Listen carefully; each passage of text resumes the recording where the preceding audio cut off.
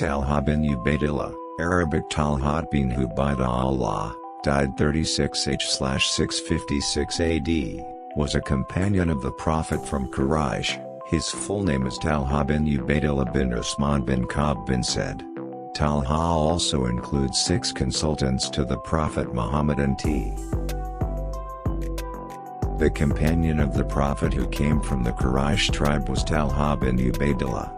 Born in the 28th year before Hijri in Mecca with the full name Thalhah bin Ubaidillah bin Usman bin Amr bin Ka'b bin Sa'd bin Ta'im bin Murrah bin Ka'b bin Lu.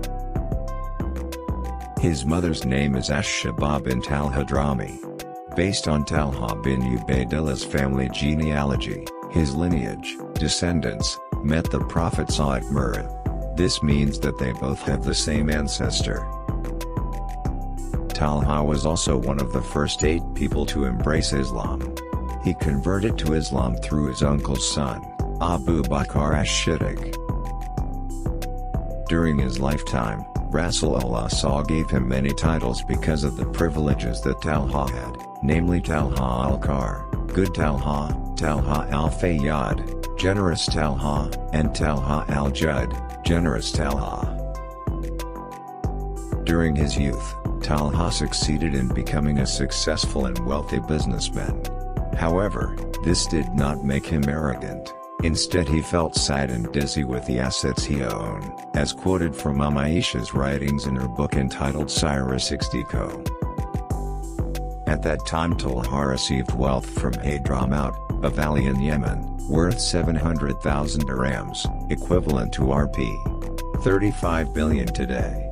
Then his wife, Suda bint Auf, suggested distributing the wealth to the poor. He also distributed his wealth until Talhah even paid for the marriage of young children in his family and provided for families who could not afford it. No wonder the Prophet gave him the title Talhah al-Fayyad.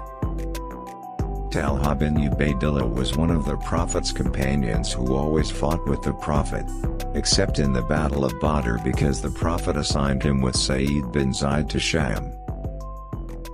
According to the Encyclopedia of the Prophet's Companions, the story begins when Talhah took part in the Uhud War and became the bodyguard of Rasulullah. He fought at the front with all his might to block the enemy. Then, the Prophet ordered Abu Bakr as-Siddiq and Abu Ubaidah bin al-Jarrah to help Talhah, who was fighting alone against the enemy force. When found, Talhah's condition was already unconscious and his body was covered in blood. It is known in the book The Great Sahaba by Riza Mazid, that one side of his wrist was severed. These conditions made Abu Bakr and Abu Ubaidah think Talhah had died. But apparently Talhah had not died and just passed out. This is what earned him the title of the surviving martyr from Rasulullah. Narrated in the book by Robi Afrzan Saputra, at that time the Prophet was reading Qs. Al-Ahzab verse 23. For information, Thalhah bin Ubaidillah is one of those referred to in the Word of God. Among the believers there are those who keep what they have promised Allah. So some of them die. And among them there are, also, those who wait and they do not change the promise, one bit. Qs. Al-Ahzab, 23. Then Rasulullah looked at the companions and pointed at Thalhah bin Ubaidillah and said, "Whoever wants to see a man who is still walking on earth even though he has given his life, then he should see Talhah." When he heard that, Talhah felt very happy because it meant that even though he was still alive, he had been promised to be a resident of heaven.